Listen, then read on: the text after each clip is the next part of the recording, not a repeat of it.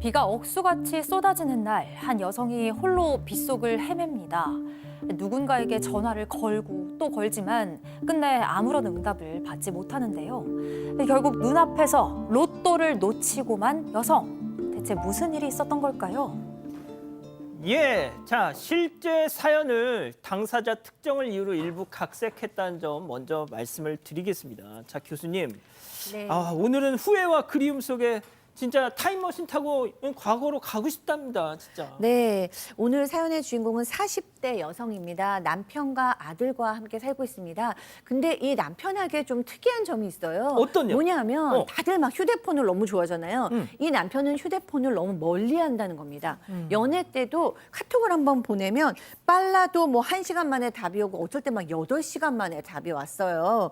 그리고 이제 다툰 뒤에는 전화를 하면 전화를 그냥 거절한 적도 있고 심지어 전원을 꺼놓은 적도 있다고 합니다. 그래서 이런 걸 보면서 이 사람은 나를 안 좋아하는구나 라는 생각이 들어서 그냥 이별을 말한 적이 있대요. 그랬더니 남편이 생각도 못한 얘기를 했습니다. 어떤요? 사실 나는 전화 공포증이 있다라고 얘기를 하면서 전화가 오면 가슴이 두근거리고 불안해지고 심지어 문자가 와도 이걸 당장 대답해야 된다라는 부담감에 휴대폰을 점점 멀리하게 됐다라고 했다고 합니다. 이거 약간 여담인데 가수 아이유 씨도 전화 공포증이 있다고 어디 인터뷰에서 얘기를 하던데, 자 이게 진짜 때와 장소를 가리지 않았던 모양이에요, 이 남편. 네, 그러니까 어느 때건 뭐 어디에 있건 그러니까 낯선 사람이나 불편한 사람에게 연락이 오면 꼭 피하려고만 했다고 해요. 한 번은 직장 상사와 다툼을 하고 돌아왔는데 상사가 계속 전화를 하는 거예요. 근데 남편 너무 싫다면서 아예 휴대전화를 꺼버린 적도 있다고 하고요.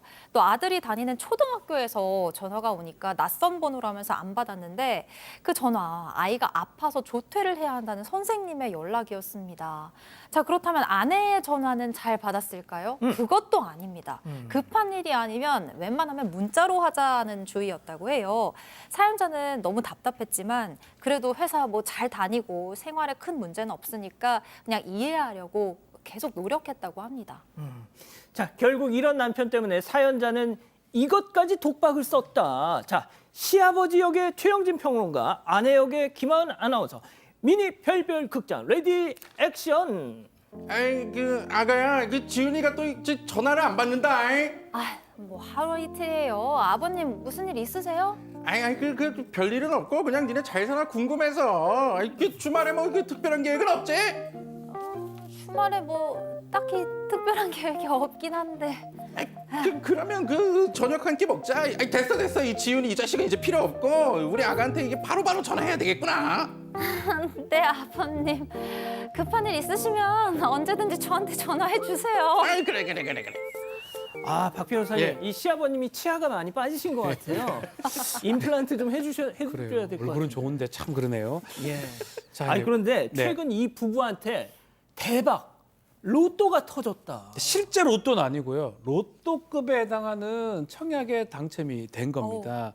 원래 월세로부터 시작을 했었는데 월세가 힘들지 않습니까? 10년 동안 막 같이 모아서 전세 쟀는데 그럼에도 불구하고 집주인 눈치도 봐야 되고 뭐 하는 게 힘들었는데 꼭 되면 좋겠다. 그렇지만 설마 되겠냐라고 하면서 가벼운 마음으로 넣었던 아파트 청약이 뜻밖의 당첨된 겁니다. 더더군다나 시세보다 훨씬 저렴한 가격에 분양을 받게 된 겁니다. 자 일단 뭐 청약 된 건 좋아요. 자 계약금 마련해야 되지 않습니까? 그렇습니다. 근데 그 계약금이 발목을 잡아버린 겁니다. 그동안 모은 돈 대부분이 지금 이제 전셋집에 좀 묶여 있기 때문에 수중에 이제 큰 돈이 없었다고 하는데요. 이에 남편은 계약금 마감 날짜가 며칠 금요일까지니까 그때까지 어떻게 좀 돈을 우리가 모아보자라고 의기투합을 했다고 하는데요. 그때부터는 부부가 총력전에 나섰습니다. 각자 신용대출 받고요. 또 모아둔 적금까지 모두 깼다고 합니다. 그리고 시부모님과 친정 부모님께도 손을 벌렸고 심지어 결혼을 앞둔 남동생에게까지 좀 부탁해서 이제 돈을 조금 이제 빌렸다고 합니다. 자, 그리고 계약 마감 전날 남편은 연차까지 내고 동창에게 마지막으로 이제 돈을 빌리러 간 겁니다. 그날 점심 남편에게서 자, 마지막 자금까지 다 마련했다. 이제 안심해라는 연락이 왔다고 합니다. 오호. 그리고 남편은 돈 빌렸으니까 친구에게 한턱 쏘고 이따 집에 들어갈게라고 이야기했다고 합니다. 자 그런데 진짜 문제는 이거였습니다. 계약금 마감일이 내일인 줄 알았는데 오늘이더라. 참 어떡해요. 사연자가 드디어 우리도 집이 생긴다 설레는 마음으로 혹시라도 놓친 게 있을까 봐 확인을 하려고 서류를 다시 살펴보는데 진짜 맙소사예요. 계약금 납부 기한이 오늘 저녁까지인 겁니다. 그러니까 그동안 아파트 측 안내 문자가 스팸함으로 들어가서 전혀 모르고 있었대요. 진짜. 이 논란 사연자 남편에게 전화를 걸었는데 평소에도 그렇게 전화를 안 받는 남편 역시나는 역시나죠. 거절당했습니다. 다시 걸어도 받지 않았고 급기야 남편 아예 전화기를 꺼버렸다고 해요. 돈을 빌려준 동창이랑 대낮부터 술을 마시는 것 같았다고 합니다. 사연자가 이 동창이 어느 동네에서 치킨집을 운영한다라는 말을 들은 적이 있던 걸 기억을 한 거예요. 찾아야지 그럼 빨리. 폭우 속을 헤매면서 이 남편을 찾아서 동네 치킨집을 막 뒤지고 전화도 하고 막 찾아다녔습니다. 제발 찾았다고 해줘. 시부모님이랑 남편 친구들한테도 연락을 했는데 끝내 찾지 못했고요. 마지막에는 결국 아파트 측에 막 이런 사정이 있는데 제발 한 번만 봐주세요. 제발 저희 아파트 놓칠 수 없어요. 막 사정을 해봤지만 어쩌겠어요. 소용이 없었죠. 시행사에서 봐줬을까요? 안 봐줬습니다. 날아갔어요. 그러니까 부부 사이의 경제권을 남편이 다 쥐고 있다 보니까 이 아내가 뭘 할 수 있는 게 없었던 겁니다. 자, 그리고 남편이 이 사실을 이제 뒤늦게 안 거예요. 그야말로 기절 직전이었고 혼자 고함 지르고 난 안 되는 놈이야 이러면서 이제 또 넋을 잃었다고 하는데요. 급기야 아내에게 이제 화를 내는 거예요. 왜 나 이렇게 적극적으로 안 찾았어? 라면서 화살을 또 돌렸다고 합니다. 결국 부부싸움까지 벌어졌고 지금은 이제 시간이 꽤 흘렀지만 사연자는 매일같이 그때 놓친 아파트를 기억하고 있다고 합니다. 자, 사연자 아내는 이 남편 이게 사람으로 보이겠습니까? 자, 열불 터진다고 하십니다. 자, 아내 역의 김하은 아나운서, 남편 역 박지훈 변호사, 별별 극장 레디 액션! 저거 진짜 맛있겠다.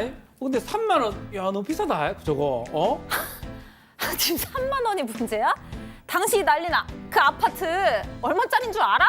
쪽쪽쪽 또 와가는데 그 다 지난 일 아이가.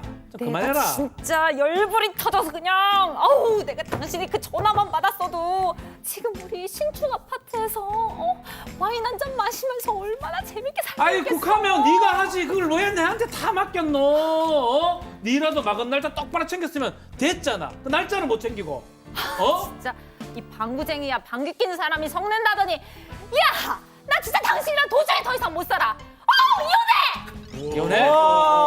야, 혹시 김하은 아나운서 요즘에 부부 사이 좀 안 좋으세요? 여보 사랑해. 이게 이런 메소드 연기가 나오네. 진짜 자, 싸움인데, 최영진 이거. 평론가님, 예. 이거 이혼한다, 참아준다, 어떤 거? 근데 저는 참아야 될 것 같아요. 그러니까 이게 무조건 남편 잘못이고 저렇게 이제 술 먹고 연락 자꾸 안 받고 무조건 남편 잘못인데 저는 모르겠습니다. 이렇게 생각합니다. 저게 굉장히 중요한 일이잖아요. 계약금 납부 기한을 어떻게 저거를 몰라요? 난 그거부터가 문제라고 생각합니다. 자, 박 변호사. 헷갈릴 게 제가 따로 있지. 첨가를 하면 네. 과실 비율을 따져봤을 때 그렇다는 어. 거예요. 남편 과실도 있지만 아내 과실도 매우 크다. 요 말씀을 지금 우리 최영진 평론가가 얘기를 하는 것 같고요. 굳이 말하면 저는 6대 4 같거든요. 진짜. 남편이 누구요? 6이면 남편요. 아내도 커요. 날짜를 예컨대 등록금, 입학금 그거 사실은 날짜 못 지키면 합격 취소되잖아요. 맞아요. 그거랑 똑같은 거거든요. 그걸 모를 수가 있나요? 모르면 안 되죠. 교수님이 정리를 좀 해주시죠. 네, 저는 정리보다는 전화공포증 얘기를 조금 하고 싶은데 요즘 현대인들이 전화공포증이 많습니다. 이게 정식 정신병의 진단명은 아닌데 현대인들이 이제 뭔가 전화가 오면은 불안해하고 답답해하고 이런 분들 많고 사실은 아이유 씨도 얘기했지만 저도 약간 그런데요. 근데 이게 일상생활에 지장을 줄 정도 되면은 사실은 개인 상담이나 부부 상담 받으시는 게 좋아요. 왜냐하면 이렇게 중요한 전화를 안 받고 넘어가면 큰일이 생길 수 있잖아요. 그래서 무엇 때문에 이렇게 불안한지 두려운지를 알고 부부가 같이 좀 해결했으면 좋겠고요. 그래서 점진적으로 현실적으로 적용 가능한 그 방법을 배우셨으면 좋겠습니다. 참 별일이 다 있네요. 사건 너머에 감춰진 진실을 끝까지 추적합니다. 진실 추적자 사건 반장 지금 구독하고 함께해 주세요.